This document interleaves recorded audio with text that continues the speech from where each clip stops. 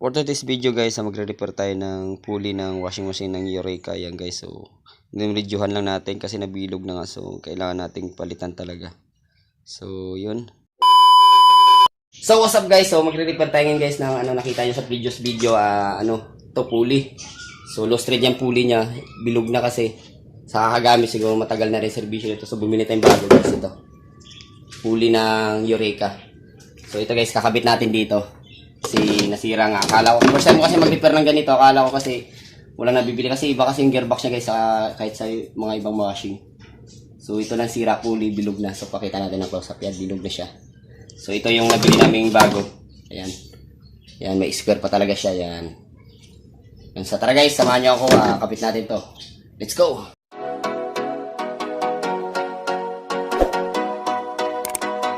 So yun na nga guys, nakita natin bumilog na nga yung pulley ng Eureka. So replace na natin to guys, papalitan natin to. So bibili tayo ng bago.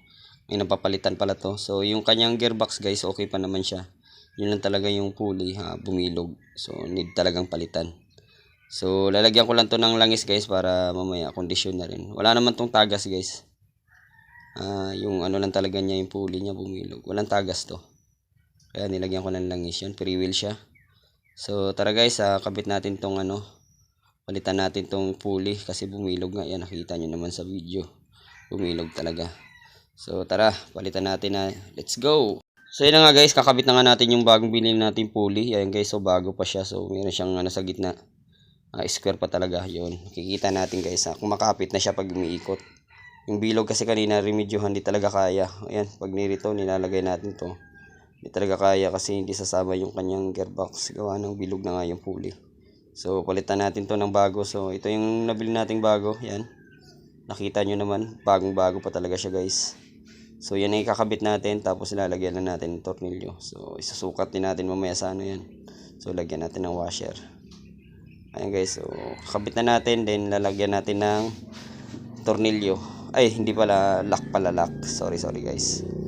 Yan, kakabit na natin. Ayun, nakabit na natin guys. So ayan na yung niya guys. So bago na yun, free wheel na siya guys, kasi nilagyan nga natin ng langis kanina. Ito yung nasirang pulley. Ayan, hindi talaga palitan. So tara, let's go! Yun na, ikabit na nga natin yung bagong pulley guys. Yun, ikakabit naman natin yung kanyang kaso. Ganyan lang sa pagkabit guys. So kailangan guys, dandahan lang kayo, baka maputol yung wiring. Yan lang. Yan, itutusok mo yan, at saka ingatan nyo rin yung hose kasi baka mabutas nyo pa yan, magkaroon ng link.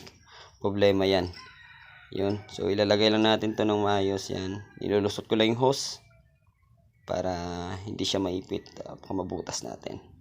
Dinaalay natin sa ilalim yan guys. So salamat sa taga video natin guys.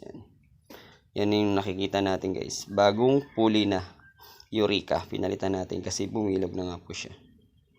Yun, naipit yung wire. So tatanggalin na natin yung wire. Yun, okay na yan guys. Then ilalagay natin yung kanyang 4 na tornilyo sa bawat gilid para hindi na matanggal. So ayusin na natin yung hose. Kaya na nakaano sa ilalim. Yun, i-align pa natin guys, para kasi hindi siya pwedeng angat yung pulley guys. So kailangan align na align yan guys, pantay na pantay. So tara guys, let's go. Testing na natin. Nagbarena pa kami ng ng motor kasi gawa ng putol na nga yung tornilyo niya. Kailangan pa nating i-replace yung kanyang pulley ng kanyang motor. So nagbarena kami guys. Ayan, so nagawa naman natin ng paraan, kaya lang ang hirap tanggalin. Ang hirap kasi wala tayong gamit. So nanghiram pa lang tayo ng nanghiram tayo ng barena. Ganda sana ng grinder. So ayan guys, so naikabit na natin. Testing na natin guys. So makita na natin guys, umiikot na siya. Yun, ganda na yung ikot ng kanyang washing guys. Okay, so dito ko na lang upusin yung vlog ko. Bago lang kayo sa channel ko guys, subscribe Astro TV. So umpisa na natin.